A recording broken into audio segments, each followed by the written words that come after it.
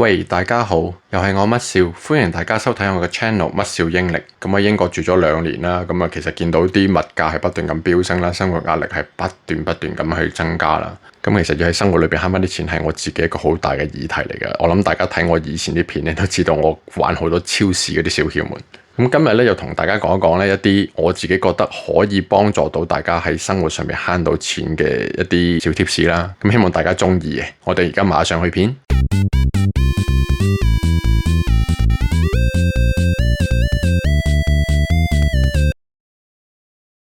咁第一樣要講嘅就梗係講我講得最多嗰個收據嘅回水玩法啦。咁未睇過嘅朋友咧就可以睇翻我之前啲片咧。咁喺右上角嗰度有啲 link 咧，可以俾你撳去睇噶啦。咁其實咧每次買完嘢翻嚟咧都係即係花你2-3分鐘，咁影一影啲單，影完之後咧咁幾隻 app 加埋咧一年都平均回到100零磅咧，都唔係一啲好稀奇嘅事嚟嘅。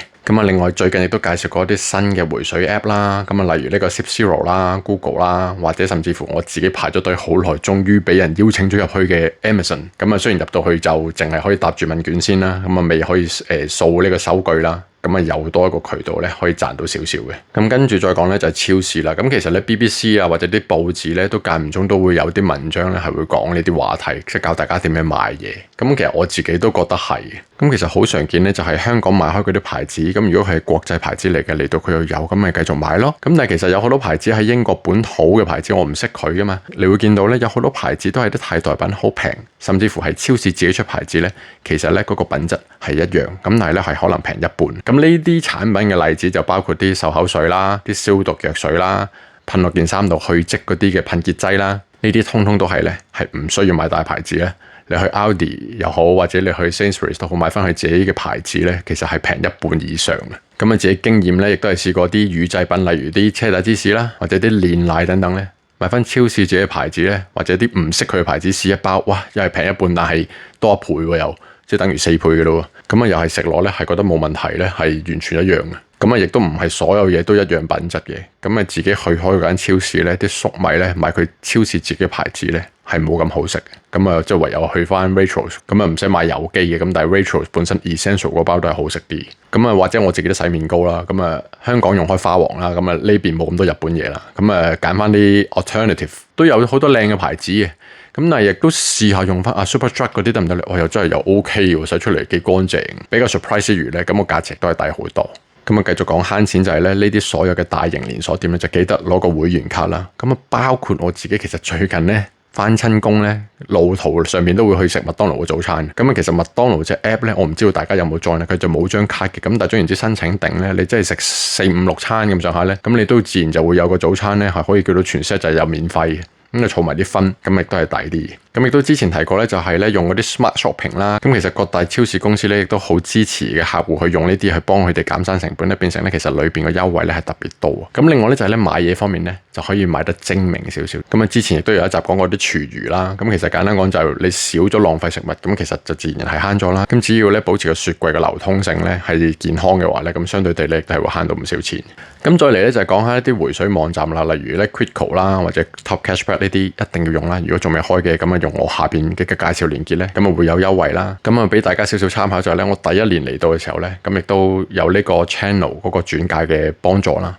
加上自己即係新屋入伙，亦都買咗啲家私等等咧，都回咗超過300幾磅，變成咧都個成績唔錯。所以咧，如果準備搬屋嚟緊，知道自己要買好多家私等等所有嘢咧，未開嘅話就記得開定個 account 啦。另外一個奇怪嘅慳錢方法咧，就係咧我自己咧做一啲資料搜集之後，先發覺咧原來咧啲電器嗰個環保模式係真係環保啲嘅喎。例如洗衣機或者洗碗機，佢裏邊咧多數都會有個 Eco Mode 嘅。個 Eco Mode 咧就係其實咧我唔知佢點樣運作啊。例如部洗衣機 Eco Mode 咧會變咗洗3個鐘嘅。平時咧如果快洗嘅話咧就洗40零分鐘咁樣。佢究竟點解可以洗耐啲又可以即係環保啲咧？我諗佢應該裏邊有啲機制咧係可以用少啲電，唔使揈咁勁，又或者其實可能啲水係會用得翻等等，咁變成咧出嚟嗰個效果咧係慳電慳水啲，環保啲嘅。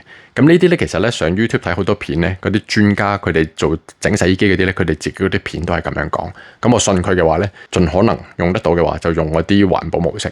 最後一點要講咧就係講呢個花灑浴啦。其實咧就係咧每一次沖涼嘅時候咧係可以唔使開到咁大個水嘅，從而咧就令到個水嘅流量咧冇咁高咧，而有個水壓係夠你捽得走身上面嗰啲鹼泡啦。其實咧就可以慳到水。咁我點解會發現呢樣嘢呢？就試完呢，我自己本身嗰個沖涼嘅去水位呢，就濕濕地，又唔得閒搞佢，咁啊枕住成個幾禮拜呢，都係濕濕地啦。咁就發現點樣可以令到佢唔好咁濕，浸住隻腳，其實都覺得好核突啦。自己沖完涼嗰啲水喺即係浸住隻腳，咁就係其實啲水唔好流得咁多。咁自然佢咪去得切咯，咁其實都係輸入同輸出嗰個平衡嘅道理嚟嘅啫嘛。咁於是乎咪較細啲，由我沖到，咦咁其實發覺都可以做到一個慳水嘅效果。於是乎從此就發覺其實都唔使擰到咁大，夠沖到涼咪 OK 咯。咁但係香港個習慣就有陣時擰到大咗佢，咁啊肥得好爽嘅咁樣。咁嚟到呢邊，如果真係好想喺啲好細微嘅地方慳到少少錢嘅話咧，呢啲都可以考慮一下嘅。咁今日咧又講到嚟呢度啦，咁啊成日講埋晒啲婆乸數師奶嘢啦，咁都冇辦法啦，因為自己子彈有限啊，亦都要養住一家人，咁希望呢啲話題咧都幫到有需要嘅人咧，咁啊大家一齊努力喺英國呢邊生活咧就渡過難關咧，咁希望經濟快啲好翻啲咧，咁希望咧大家可以生活咧輕鬆翻啲嘅，咁啊中意呢條片咧就記得俾個 like 啦，未 subscribe 就記得 subscribe 啦，咁啊轉介俾你嘅朋友睇啦，咁同埋咧有啲咩想講咧就記得喺下邊留言啊，我哋下次再見，拜拜。